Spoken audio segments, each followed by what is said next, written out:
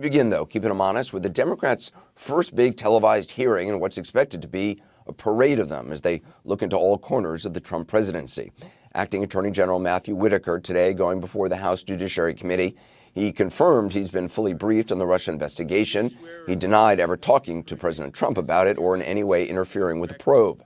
That said, no one pretends that congressional hearings are even remotely about the witness letting it all hang out. Their adversarial encounters and revelations, if any, come grudgingly. Today was no exception. The acting Attorney General did his best to say as little as possible. Lawmakers at times talked more than he did, which is almost always the case. You may call the effort today grandstanding or sincere pursuit of the truth, or perhaps a little bit of both. Here's a sampling. The time for this administration to postpone accountability is over. I do not intend today to talk about my private conversations with the President of the United States. This is a Department of Justice oversight hearing. Supposedly, I'm sorry.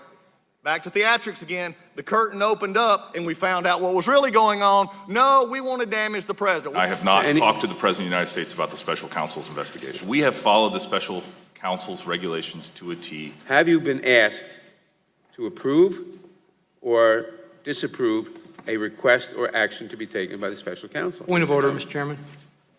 I've asked the question. Point of order, Mr. Chairman. Point of order is not in order until the question is answered. We're not operating under the 5-minute rule anymore then? Mr. Chairman, I see that your 5 minutes is up, and so I'm here voluntarily. We have agreed to 5-minute rounds. I don't know what kind of suicide wish you had or whatever, but it's good to see you. I'm confused. I really am. We're all trying to figure out, who are you? Where did you come from? And how the heck did you become the head of the Department of Justice? Would you say the special counsel's investigation is a witch hunt? Are you overseeing a witch hunt? Congressman, as I've mentioned previously, the special counsel's investigation is an ongoing investigation, and so I think it would be inappropriate for me to... But you wouldn't oversee a witch hunt, would you? You'd stop a witch hunt, wouldn't you? You know what's under the redactions, Mr. Whitaker? I do, sir. You do. Let me frame it this way. Did Rod Rosenstein give the special counsel the authority to investigate specific Americans? Is Mr. Mueller honest? Congressman, I have been on the record about my respect for Bob Mueller and his ability to conduct this investigation. Do you believe he's honest, yes or no? I have no reason to believe he's not honest, so yes. Did the president lash out at you? I'm not asking you what he tweeted. I don't have a lot of confidence in the veracity of his tweets. I'm asking you under oath. Congressman, that is based on an unsubstantiated... Sir, answer the question, yes or no. Did the president lash out to you about Mr. Cohen's guilty plea? No, he did not.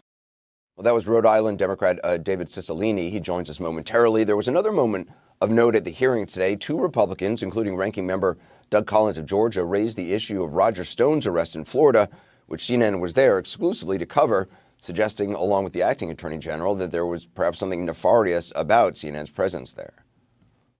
Are you familiar from public reports or otherwise that a CNN reporter was camped out outside of Stone's house when the FBI arrested him?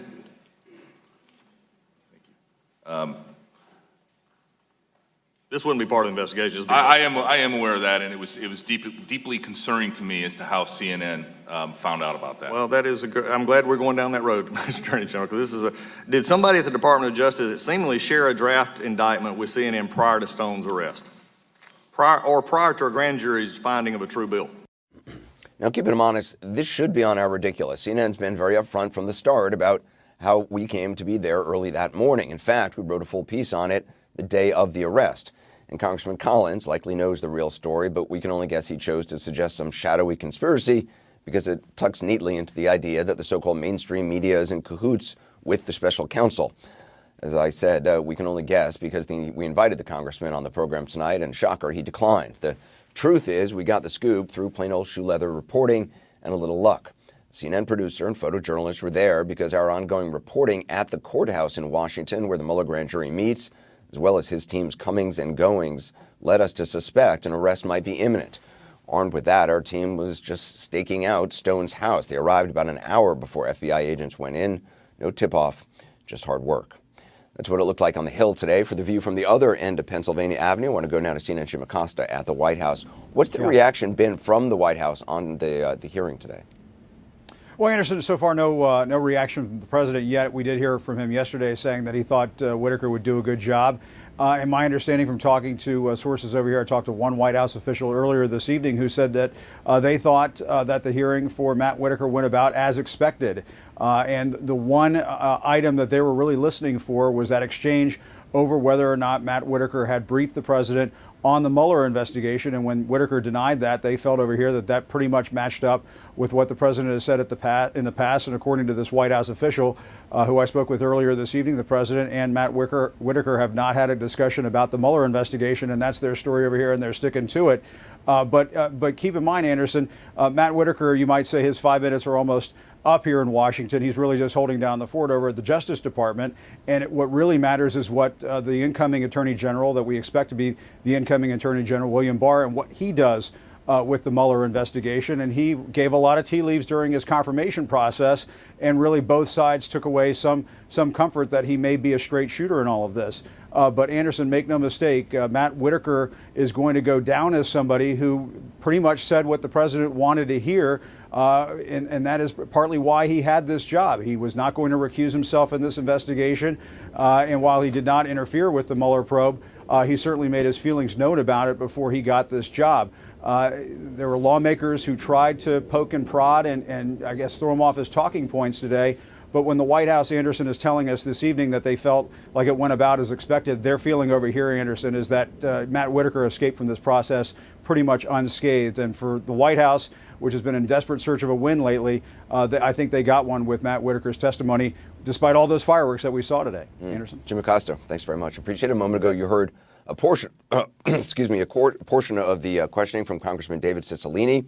He's a Democrat from Rhode Island. He joins us now. Congressman, thanks for being with us. I apologize for my cough and my cold. Today, while under oath, Acting Attorney General Whitaker said that he had not talked to the president about the Mueller investigation, that he hasn't interfered in the investigation in any way or blocked the funding. Did those answers give you comfort that he's handled the Mueller investigation properly? No, not at all. In fact, the real question is, how did Matthew Whitaker become the acting attorney general? It was clear from his public statements, from the things he wrote, that he was auditioning for a job in the Trump administration and was a critic of Robert Mueller, critic of the investigation, said all kinds of things which suggested that he had made decisions about whether or not this investigation should even go forward. He's then plucked out of the Attorney General's office. He was the Attorney General's chief of staff. The president ignored a statute that says here's a succession of Senate-confirmed people who should replace the Attorney General in a vacancy. The president ignored that process, and you have to wonder why. Why did he pick Mr. Whitaker? The hearing today makes it very clear the reason he picked Mr. Whitaker was because he already had views that he was going to protect the president. And although he says he didn't talk to the president, he couldn't remember whether other people that he had shared the information that he received from the special counsel with other members of his staff. And he couldn't answer the question as whether or not they shared that information with officials at the White House or the president. So he was very evasive. He was clearly contemptuous of Congress, didn't believe he should be participating in an oversight hearing. I think it was very clear he should have recused himself, but we're not done with him. He didn't answer many questions, and we intend to bring him back in a deposition before the committee so we can get those answers. I mean, it is surprising that the acting attorney general would not say categorically that the Mueller investigation is not a witch hunt.